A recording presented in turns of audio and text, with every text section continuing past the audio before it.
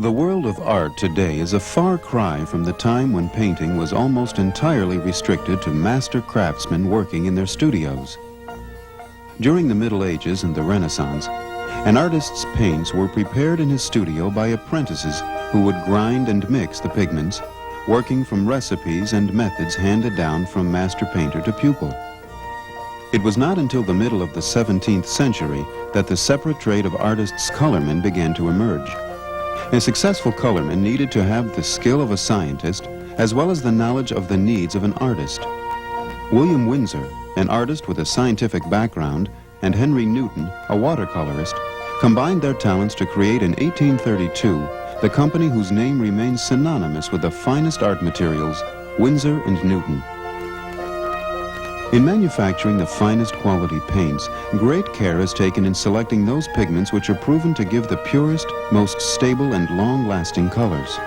There is no room for compromise, even when pigments are difficult or expensive to obtain. Each color requires its own particular recipe. Therefore, many colormen kept their formulations a closely guarded secret until 1892, when Windsor and Newton became the first to have the confidence to publish the composition and permanence ratings of their colors. Over the years, Windsor and Newton expanded and now produce a full range of fine art materials. No better brush can be found anywhere. Each one crafted and assembled using the same techniques passed down from one generation of brushmaker to the next. For over 150 years, Windsor and Newton has led the world in research and development of all types of artists' materials, brushes, pigments, and more.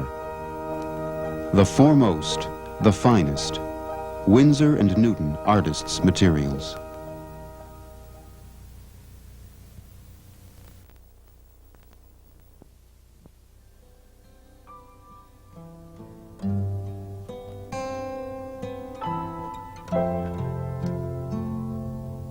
The beauty of a rose is incomparable.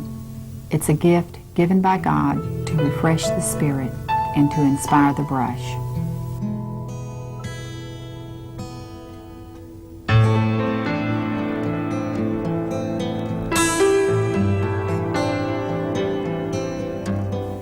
After 18 years of toll and decorative painting, Gretchen Cagle continues to be one of the industry's leading designers, as well as teacher, publisher, and author.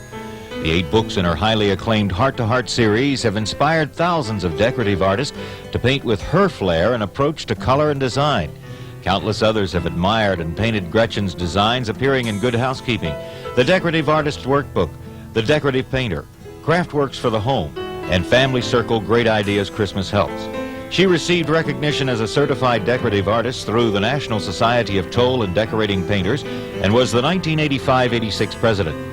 In addition to teaching weekly classes in Tulsa, Oklahoma, Gretchen maintains an active seminar schedule, teaching seminars for distributors, retail shops, affiliated chapters of the Society of Decorative Painters, and at many national and regional conventions has allowed many a first-hand painting experience with Gretchen. You too have the opportunity to learn from Gretchen, to see and hear her as she teaches from her own studio.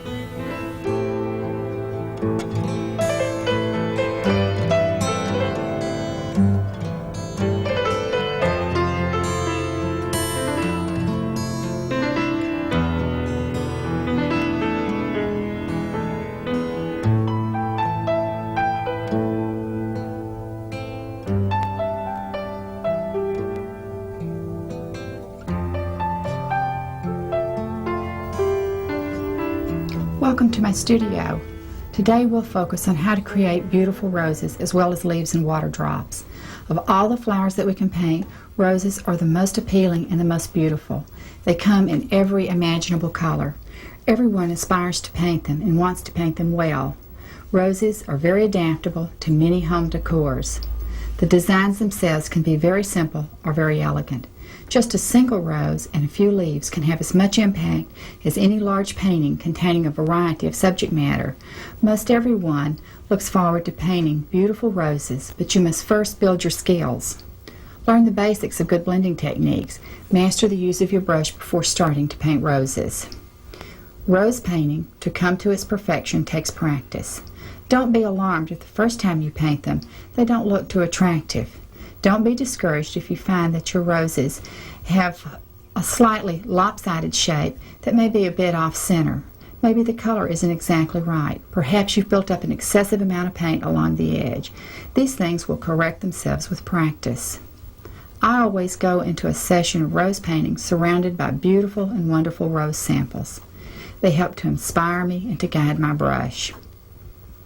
I would never go into painting onto a project until I had done a warm-up, practicing on a sheet of tracing paper to test the colors to get the brush properly loaded with paint. A small amount of warm-up time will make a dramatic difference in the look of your finished product. Never start cold. Always prepare yourself. Roses will not be the easiest thing you'll ever paint, but they certainly won't be the biggest challenge you'll have. If you're painting roses for the first time, keep your project small and your design simple. As you start to paint roses, you'll need to remember that the larger the flower or surface, the more detail you need to paint. Larger roses require many more petals to fill the flower. Start by painting smaller roses with fewer petals. As you mature and grow in your rose painting, the large rose will become easier and less cumbersome. It's important that you first learn to master the construction of the basic rose shape. In addition to the structure, you'll also need to learn how to develop the color in your roses. It's very important that the color of your rose projects some of the values of the background color. You may find it easier to paint a rose that's sharply contrasting to its background. Perhaps a red rose on a black background, with the deepest shading colors projecting the black of that background. Having the proper tools is equally important as your painting techniques. I prefer to use the Winsor Newton Series 560 angular brushes. This brush is a 3/8 inch brush. It's good for painting most medium-sized roses. For smaller roses, you may want to use a smaller brush, perhaps the 1/4 inch, or for really big roses, let's use a 1/2 inch. When trying to pick a brush, what's going to be important is that you pick a brush that has a good, sharp, clean edge. Nice angle on the brush, no scraggly hairs. Scraggly hairs will produce scraggly edges on your roses. So pick that sharp, clean angle. Now, you may also wish to use a red sable flat brush. For a red sable flat brush, I would suggest a Series 700, also by Winsor Newton. This brush again should have a good, sharp, clean chisel edge on it. No scraggly ends, no stray hairs. Having a brush with a good chisel edge, always maintaining that edge, will keep clean edges on your roses. In addition to your brushes, you'll need a few additional supplies. Odorless paint cleaner. We'll use this to clean the brushes at the end of the painting session. And you'll need Winsor & Newton blending and glazing medium. After you've squeezed your colors onto your palette, you'll want to add a small amount of Winsor & Newton blending and glazing medium to each color. Just mix it in with a palette knife. Bring the paint to the consistency of soft butter.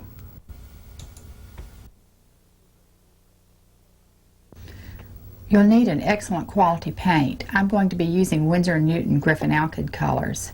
You may use oil colors if you so desire. Alkyd colors paint much in the same way as oils, except for their faster curing and drying times.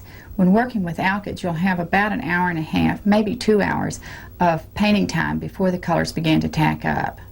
Colors you need will be yellow ochre, Naples yellow hue, titanium white, cadmium lemon, cadmium orange, cadmium red light, alizarin crimson, French ultramarine, and ivory black. In addition to having the appropriate supplies, you'll also need to have a prepared surface. I normally choose to paint on wood. Seal your wood surface with a good quality brush-on wood sealer and sand it when it's dry.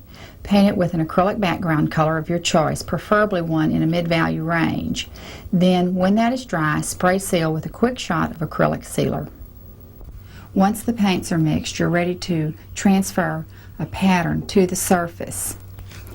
Now, on the surface, you really won't need much of a pattern. All you'll need to do is give kind of an oval shape or an egg shape for the core of the rose. Consider the rose to be starting off with a basic egg shape. Make your egg about the size of a medium-sized egg. Then in addition to that, perhaps just the suggestion for a few leaves. I prefer to use a pencil just to sketch these on, just to help give me a little bit of placement. However, if you feel uncomfortable doing that, you may come in and use your pattern and trace these areas on. You'll begin the construction of your rose by blocking in the egg-shaped core of the design. Now go to your palette and let's load the brush properly. We're going to make a nice dark red, one that is somewhat dull in color. We'll pick up cadmium red light, deepen it with some alizarin crimson. Keep adding just a touch more of alizarin crimson till we get a slightly darker value. Now this color is fairly bright and intense. Let's add a touch of yellow ochre to dull that down. This will form the deepest, most inner part of the rose. In order to make an object appear to have retreating areas, you'll want to use a duller, cooler color. Hence we'll add alizarin crimson to cool the red down, yellow ochre to dull it. Now load the bristles of the brush so that they're full of paint, not overly loaded so that you have ridges of paint on the outer edge, but just enough paint to fill the bristles. Come to your surface and let's block in the egg or the core shape. We're going to follow the shape of the rose. It doesn't have to be just absolutely perfect. Blocking it in, filling in the whole center area or the core with color. Now as you run out of paint, just reach over into your pre-mixed puddle, pick up a little bit of additional paint. Once you have the core blocked in, then you'll want to divide the rose into two sections. Take the stick end of your paintbrush and build a little scratch line into the core of the rose. This will divide the rose into two sections, the upper section which will form the back side of the rose and then the lower side forming the front of it. Now let's pick up a little bit more paint in the brush. Let's make a little slash line on the left and the right side of that scratch line. It's from this little scratch line that we'll begin to develop the back side of the rose. Now with the color loaded onto the brush, this is the basic egg-shaped color, we're going to come back and side load a second value or a lighter value color on the long side of the brush. Now side loading means that you'll have two colors of paint on the brush. Dark color on the short side, lighter color on the upper side or the long bristle of the brush. Take the brush, slide it into the white, just letting the corners of the long bristle come into the titanium white. Now this creates a very, very intense color. Let's dull it down just slightly by taking the same edge of the brush and working it into the Naples yellow hue. A little bit more white.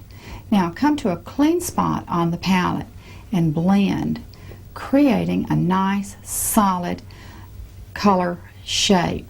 You want to be sure that as you develop this color onto the palette that you keep the light on the light, dark on the dark, working the brush so that you get a nice even distribution of color. When the paint is properly distributed through the brush, you'll have a nice gradation of values from light to dark on your puddle. Those same gradations of values will be seen in your rose when you start to stroke the colors. Now take the double loaded or side loaded brush, come over to the rose, place the chisel edge of the brush right down on your slash line, light color to the top, dark color to the bottom. Now we're going to come up, wrap around the top of the rose, short, choppy, overlapping strokes. Notice that the color is a lighter, duller value pink up on the upper edge of the rose.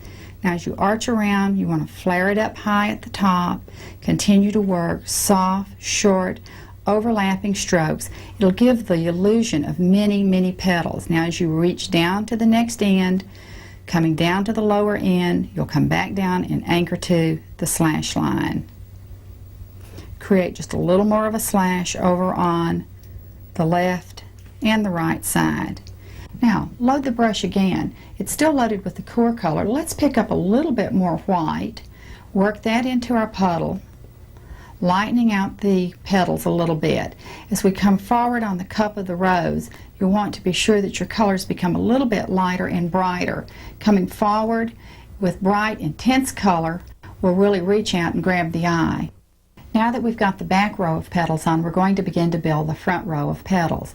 You still have your brush loaded with the basic core color. Let's reach back into the titanium white. Pick up a small amount of titanium white, just sliding the corner of the long edge of the brush into the paint. Come back to your puddle, blend on the puddle. As you come forward on the rose structure, you want to be certain that your colors become brighter and more intense. This will create a depth of field into the painting. Now come over to your surface, drop down and just inside the first row of petals and repeat what you previously did. Notice the value changes, how the lighter petal shows against the darker. Arch it up high. You don't need to just be absolutely perfect. A few strokes could just drop out. Work back into the paint if necessary and drop in the second row, again complete with the slash marks to the left and right. Now as we come on forward on the rows, we'll continue to reload with paint, adding a touch more paint to become lighter in value, brighter in color. Lighter, brighter colors will cause an area of the design to come forward. Now, blending the color on the palette so that we get a soft gradation, no hard edges of paint onto the brush. Back down to the surface. Let's fluff in just a couple of more strokes coming forward, building a couple of more rows. Just kind of lay them in very randomly like brickwork. Slash out the lower edges and then just let them taper out to nothing. Now that we've painted the back side of the rose, let's work on the front side of the rose. I often think of my rose as looking something like a coffee cup, with the egg core shape being the center of my coffee cup and a saucer made out of petals sitting around the outside. Let's build the front side of our coffee cup. Now the color we have on the brush is a little too bright, too intense. Remember, we're working the back row of petals across the front and then we'll come forward. So going back to the palette now, I still have it loaded with the core color, a little light on the long edge. Let's dull the color down by adding a small amount of Naples yellow hue to that mixture.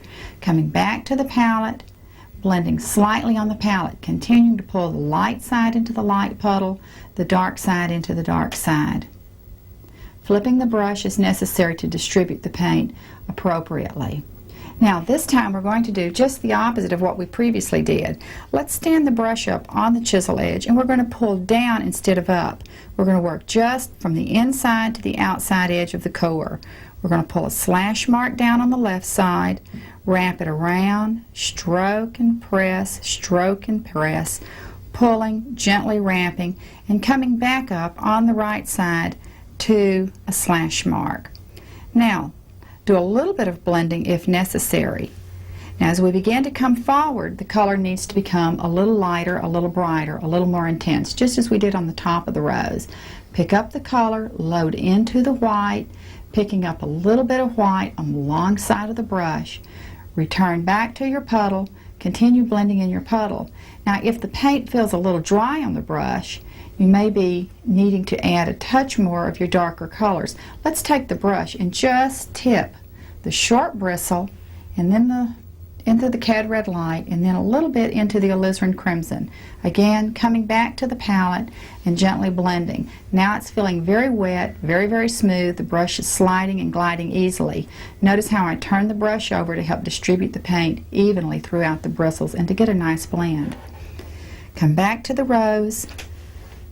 Build the front petals, stroke it down on the chisel edge, mash it flat, wrap it around, drop down a little bit below the rose petals we've just completed, and back up to the chisel edge, connecting to a slash. Reload the brush now with a small amount of your lighter color. We continue to get a little brighter and lighter as we come forward, picking up a small amount of the white paint, blending into the puddle. Continue to reach into that puddle until you get the appropriate color, one that's light in value, fairly intense, and fairly bright. It's that brightness, the intensity of the color, that will cause the front side of the rose to arch out and come forward to your field of vision. Back to the surface. Now let's connect the very back row. Pull down with a slash, wrap it around the front, press, lift, back to the front, back up to the edge. One last row of petals now will complete this, and they'll be the brightest, lightest petals in the grouping. Continue with the brush loaded as before, but let's pick up a little bit more of white paint, just loading slightly into the white, blending it on my palette. Notice how my little puddle of paint is increasing in length and size as I continue to develop the colors, always blending in the same puddle. Now let's give a little break, a little bit of interest across the front side of the rose. Let's come to the left and the right with a petal that breaks from the center. We'll do the right side first. Touch, press, very light up at the top, press, come up with a slash. Now you'll probably need to turn your surface just slightly to get the appropriate angle for the other side. Touch, light color at the top, press, ramp back up to the slash. Now we've completed the coffee cup section, the center core section of the rose. Let's begin to block in the petals that form the sides and the lower edge.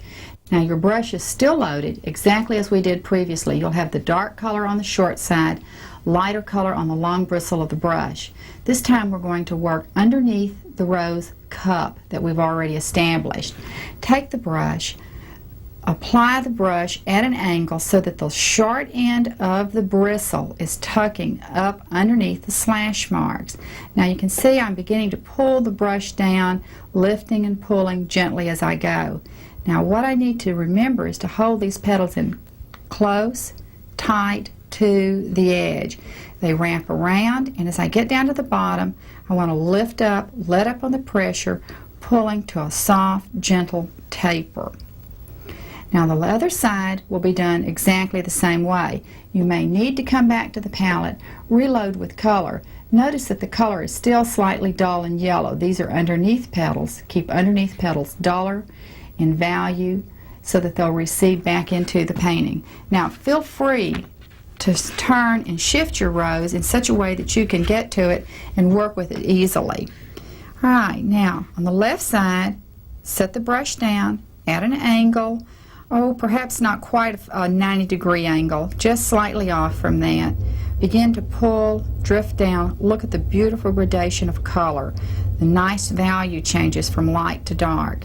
Notice that the brush is lifting, pulling gently. As I lift and pull, see the short little wavers that happen? Those little wavers will give the feeling of many, many petals. And as I come to the bottom, anchor back to a nice little tail at the bottom center. We're now going to build the petals along the lower front side. These petals, just like the previous petals we've done, need to tuck underneath, wrap gently around, tapering towards the center. One on the left, one on the right. Now the one on the left, I'm going to come back in, tuck it a little shorter, not wrap so high. Flatten it out just slightly, weave it in, taper it back onto the one I've just done. Now that we've completed the coffee cup section, the inner core, the outer petals to form the saucer, let's come back and build some additional shading back into this. Create additional depth into the rose. Now, take your brush. I've changed to the red sable flat brush to work these areas. Let's pick up some of the core color, the darker red, a little bit of alizarin crimson, a little bit of cad red light, and remember, just a small amount of yellow ochre to keep that dull. I'm going to add a touch more of alizarin crimson. Now deepen the color with a small amount of ivory black.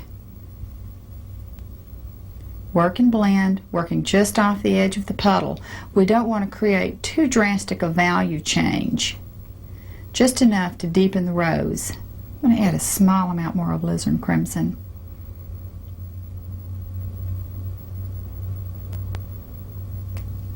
Now coming over to the rose, let's come back, tuck a little stronger dark on the saucer strokes, deepening, building stronger colors, stronger, darker values, giving more depth. Left side and the right side both.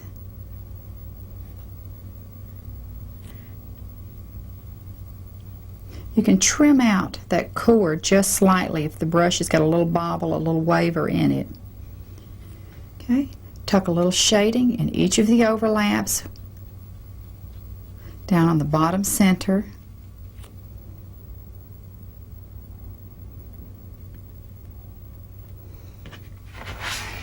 Come to the top center of the rose, picking up a bit more color now, right down into the depths of the bowl, trimming, reshaping if necessary, getting the strongest, darkest color down into the very bottom portion of that bowl. Now, one more area that we'll perhaps want to develop a little stronger color would be to come back inside these slash marks. Just a touch of paint. Stand that brush up on the chisel edge. Tuck down between those slash marks. You can pull little tiny triangular overlapping colors there, deepening those edges. Anytime two areas form a triangular area in their overlaps, you'll want to be sure that you have strong dark down in those triangles. Maybe a little bit more here on the right side, tapering around, tad more in the center. Now, take your brush, dry wipe it. Using your paper towel, press, gently pull the bristles of the brush between the paper towel. Remove that excess paint. Notice how that helps maintain and hold that chisel edge of the brush. Now, coming to the surface, gently blend. You'll have to apply a little bit of pressure, especially if you're working with alkyds as it begins to dry. A touch of pressure just to blend the edge of the color breaks in. Be careful not to lose the lighter colors. You don't want to pull strong dark up over your strong light areas. Just hold that dark in the deepest overlapping areas. A little bit of blending on the side petals, a little bit of pressure, and you'll continue to refine and blend so that you don't have a big jump in value changes. You want to go from the strongest dark into the overlaps to the strongest light on the outside edge. Now take just a moment while you finish this, blending, softly working the colors. Now that we've built the rose shape, constructed the basic core of the rose, set the saucer-like petals along the outside edge and shaded, we'll be ready to add filler petals. These are soft, delicate little petals which will fill in, give fullness to the flower. Now you'll want to be sure that your brush is properly loaded with paint. Let's go to the palette once again. Take the brush, just dip the corner of the long edge of the brush into the white paint, maybe pulling just a little bit of titanium white onto the light, long side of the brush. Now these petals need to be pretty bright and intense because they're the ones that show, that come out forward, create a lot of value change within the rose. They'll give the rose many, many little petals, little slivers and suggestions of petals to fill it out. Now, once you've got the brush loaded with white, check your dark color. If it seems to be fading just slightly, let's come back, tip the corner into cadmium red light, into alizarin crimson, just picking up a small amount of paint. Come back over to your puddle of paint now, begin to blend, soften the colors. The color appears to be just a touch red. Let me continue blending. Let's take a look at what we have. Starting on the right side, let's work a few little filler petals in. Notice that the light color is standing up on the long end of the brush. We're going to touch the brush down. We're going to just try to anchor one little petal in, anchoring down. Look at the value change, much lighter than we've previously done. Arching out slightly and then slashing across the bowl to give just a little sliver of a petal. Let's go back over to the puddle, reload with just a little bit of white paint. We can try working in the puddle that we've previously been blending in.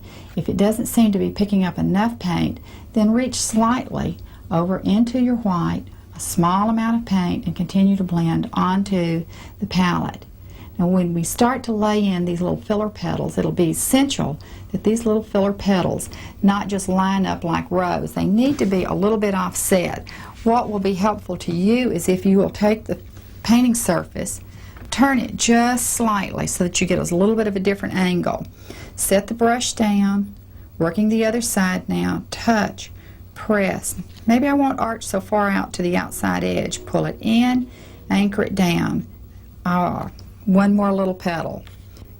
Let's take the lower edge of the petal we just completed, build a little more color, a little brighter color, offsetting slightly, pulling down, wrapping around the bottom, just tailing off.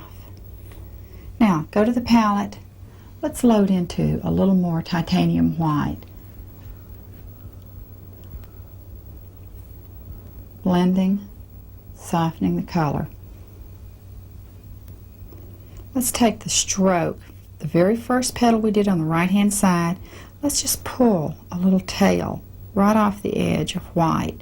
Just sliver in a little suggestion of a petal. Okay, come to the left, brightening, slightly slivering in. Each little sliver will give us just the suggestion of a petal. Now, dry wipe the brush. Clean the brush off as we did before, removing all the excess paint.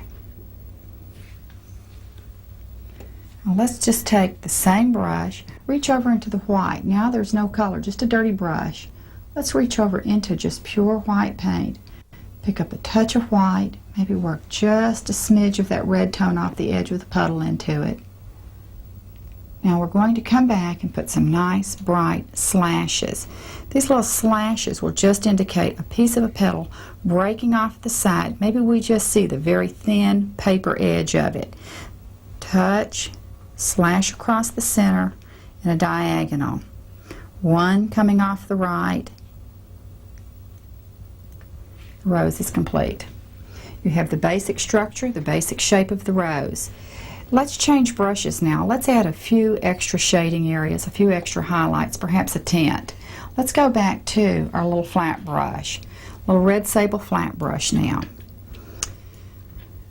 Going to the palette, we'll load with a little bit of titanium white. We'll build some additional highlights right where we want the petals to bulge out further. Touch, press, just blend. Pick up a little bit more paint. Let's apply these, then I'll blend them. Maybe one out here, one onto the edge here. Touch more white paint. Just to strengthen those. Alright, just as we blended the shading, let's take a few moments and blend these little lighter areas. Softly working and blending in. Now continue to add color where you would need to build stronger lights. Now that you've built the highlights a little brighter, let's come back and look for additional areas of shading. Look for where two petals would overlap and tiny little triangular areas would form. In those little triangular areas, you're going to want to strengthen the shading. It's real easy to let your highlights drift back down into these little shaded areas, so we'll want to be sure that we get those areas strengthened and darkened. I'm just touching a little touch of color in, just a small amount of color, strengthening each of these corners. Then I'll take just a moment and blend them in. Very, very important to blend gently, softly, so that you get a nice gradation of color. Now I'll wipe the excess paint off the brush and then gently, gently blend, working just the edge of those breaks into the rose color. Still using the flat brush, let's pick up a small amount of our cadmium orange. We'll build just a little tint, an accent of color back onto the rose, just to brighten and lift it. Okay, now I'm loading the orange into the brush. Color is very, very bright, very, very intense. Might even pick up a small amount of yellow ochre to dull the intensity. We do not want to let the orange overpower the rest of the rose. Now, coming back to the surface, let's pick just a couple of edges. Strengthen, go slightly beyond the edge, maybe cleaning up a little bit of a rough edge, touching a little touch of orange right out onto the edge. Let's pick one spot down at the bottom. Touch, break a little touch of color, maybe even a little spot of orange somewhere along the top. Now once you've applied the color, you'll need to dry wipe your brush, remove that excess color from the brush, and then gently blend this in, the same as you did the highlight and the shadow areas. Every time you touch the brush to the surface now, you should begin refining, pulling a more finished look into the painting. Now be sure that you rotate that rose so that it's in a comfortable position for you to work with it.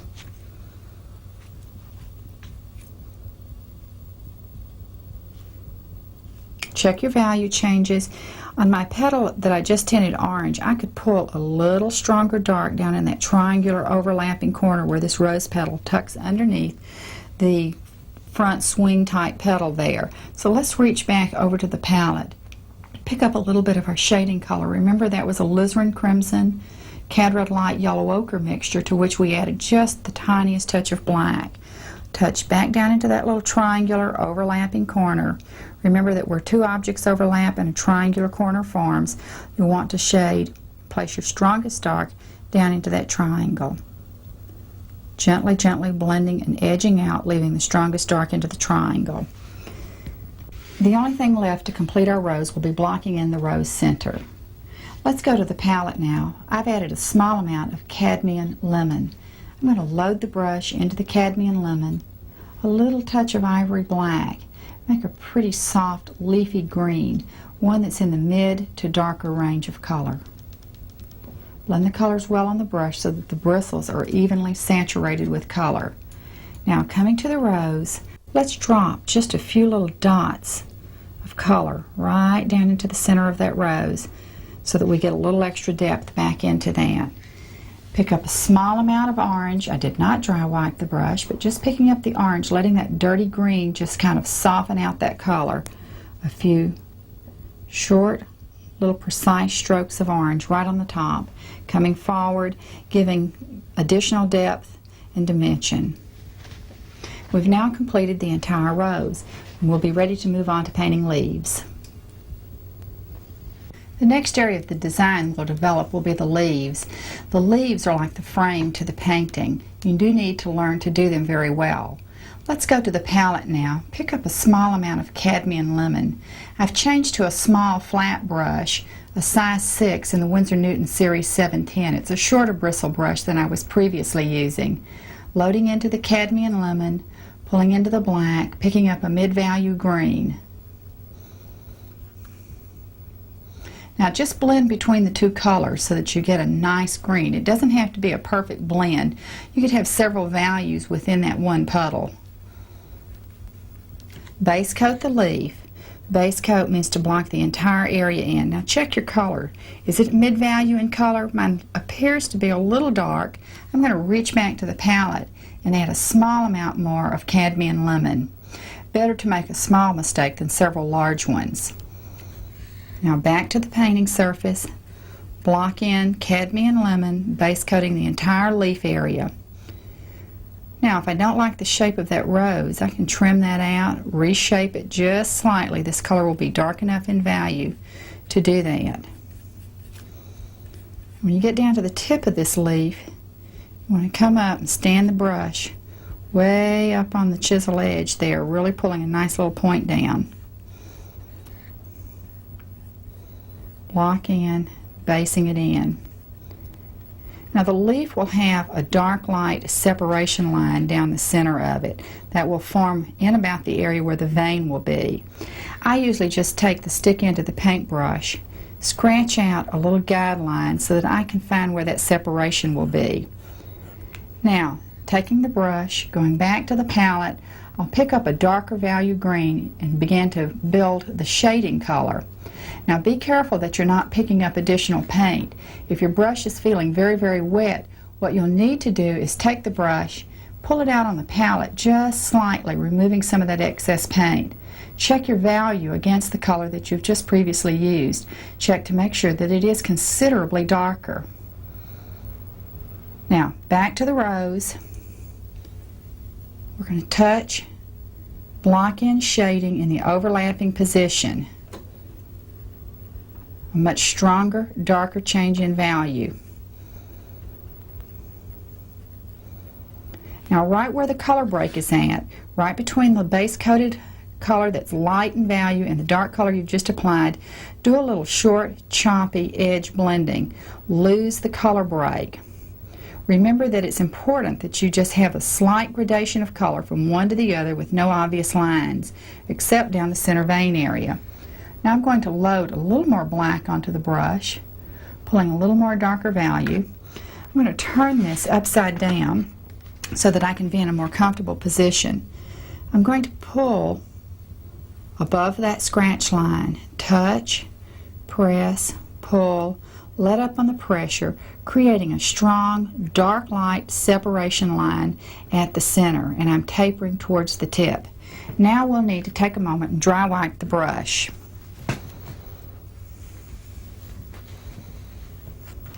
Now once you've dry wiped the brush, we want to come back and blend the edge of the dark color on that dark side of the leaf. Don't cross over the dark light separation. Hold that line, but blend the edge of the dark into the base coat green.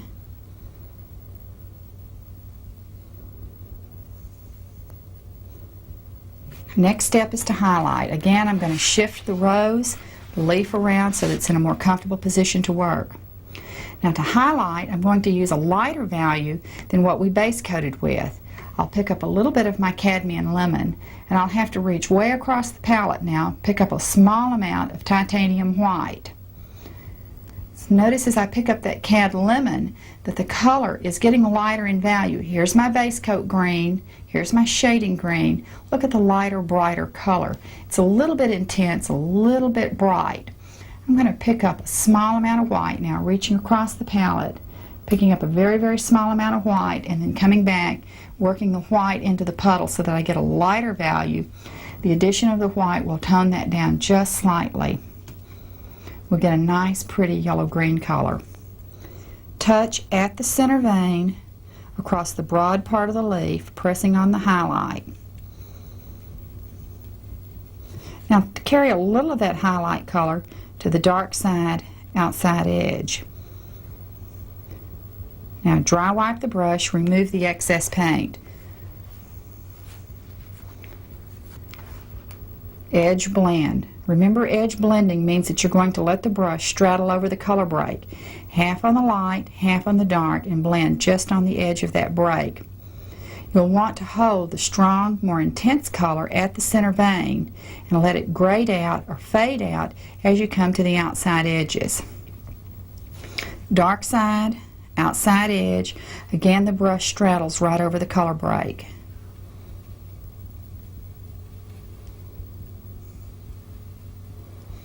Build one more step of highlight at the center vein. Reach over into your titanium white, adding a small amount of white to the brush.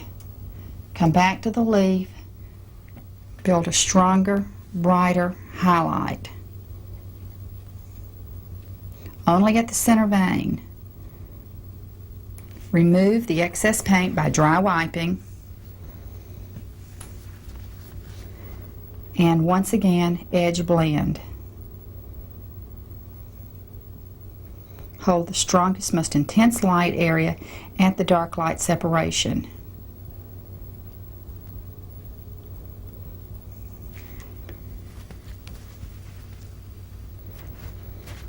Now, let's take the leaf and begin to clean the edges. I'm going to turn it so it's in a comfortable position for me. Being a right-handed person, it's easier for me to work on the left side of the leaf. I will turn the leaf so that I have the tip facing away from me, the stem end towards me. Now, right-handed people, you're going to reach over and do the left side of the leaf. You left-handed people will be working on the right side of the leaf. You'll both work from the tip. Now, dry white brush, just pulling along the edge, skimming back in. As I do, you'll notice it begins to clean up the edge slightly. It also comes back in and pulls in a little bit of a growth pattern beginning to develop back in towards the center of the leaf. Now, you'll need to do the same thing on the other side of the leaf. The key to doing it properly is, again, to shift the painting so that you have pull the unfinished edge back into a comfortable position for you to work in. Again, now you see the unfinished edge is to my right. If you're a left-handed person, pardon me, the unfinished edge is to my left. If you are a left-handed person, you'll have that unfinished edge to your right. Start at the tip, skim along the edge, cleaning it up, pulling in that growth pattern. I'll place in a little center vein, reaching back to the palette. I'll pick up a kind of a mid-value green, just inside the dark light separation, not on the separation, but just inside that dark light separation. We'll touch, press gently, pull, let up on the pressure as I approach the lower edge of the leaf. Now, with whatever paint's on the brush, let's build just a couple of side veins, offset them slightly. Now, remove the excess paint from the brush. We'll add a few accents and tints of color. You'll want to be sure that your rose has your rose leaves have some of the same colors that you see in the rose. Let's pick up a little bit of our alizarin crimson, some cad red light, and I'm just working it into that puddle that I use for the core color of the rose. Come back to the painting, touch on the outside edge, a couple of places. You can go out beyond the petal edge, create a little serrated edge, a little break along the petal so it's not just a smooth finish, just a little bit of a trimmed out edge. Now, flip it upside down. You want to add an accent or tint of color to the other side. This time let's change the color. Instead of the darker red, let's use one of the pink tones. We have some of the darker red on the brush now. Let's go over to the palette, pick up a small amount of titanium white with this mixture, and a really pretty pink will develop. This is also a color that's in our rose.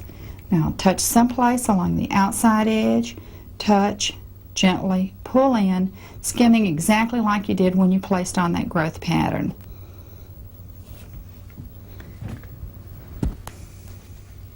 Now, to do a water droplet, we'll need to use a much smaller brush. Let's go over and pick up a very small flat brush, one that is more the size of the droplet. I'm switching down to about a number 1 brush. Now, generally what I do is come back in, scratch out a little line to guide me for the placement of that water droplet. Then, going to the palette, I'll come back in, picking up some of my green color first. I always want to be sure that my water droplet projects the colors of the surface upon which it's resting. Water itself has no color. It only reflects the color of the objects upon which it's resting. So we start off with a little green in the brush. Dirty green, don't need a lot of it. Now reach over into the white, let's pick up some white, and then blend these together on the palette. Essentially what we've built is an off-white color. Just the slightest greenest accent to it. Now coming over to the leaf, what we'll do is stand the brush up on the chisel edge on the long side of the water droplet. I'm going to nestle this droplet right down in the vein. Stand it up on the chisel edge, and I'm going to pull down my scratch line. Let's load just a little bit more paint on that. Okay. Stand on the chisel edge, pull down the scratch line, mash the brush flat, and ramp it around. Now you'll need to remove the excess paint from your brush. So again, dry wipe, gently removing the paint. Come back inside the droplet and do just a little bit of blending. Edge blending exactly like we did on the leaf, on the rose, where the color breaks touch each other. That's the only place we'll want to blend.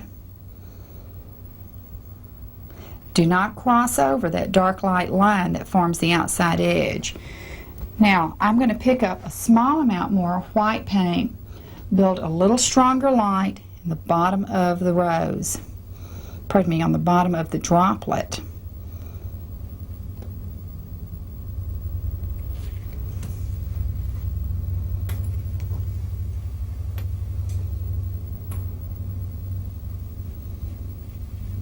Blend to soften. The next step to painting the water droplet will be to apply the shadow. Remember that the shadow is a cast shadow. It's a shadow of the droplet directly onto the surface. Let's load into our darker green now. This is my darkest value green. I'm going to add more black to it.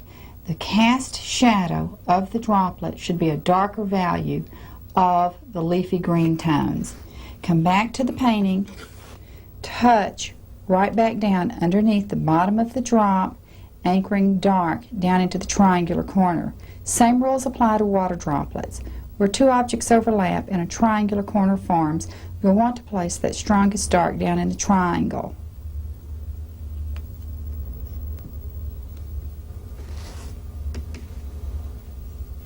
Dry wipe the brush and gently blend the shadow area into the leaf, leaving the strongest dark up underneath that triangular area. Now, final little step, let's place a highlight glint. Touch the corner of the flat brush into the titanium white, pick up a peak of white on the corner. I'm going to shift the painting just slightly. We'll come into the short, kind of open side with a dot, a little broken dash, and a little glint on the left. You'll want to finish your rose painting by adding some filler flowers. I used titanium white, ivory black, and French ultramarine, mixed down with a little bit of blending and glazing medium to leave a really soupy mixture on the palette. I picked up a small amount of that mixture and then just splotched it onto the surface. I added a few accents of titanium white just for a highlight, and then again picked up the rose color, adding a soft rosy color back into the filler flowers. Just remember, as you're painting roses, that you'll need to practice. If you don't succeed the first time, come back and try again. When I first learned to paint roses, I had to take several lessons, and I had to practice, and I had to practice. It's only that practice which will bring your roses to the perfection that you'll want them to have.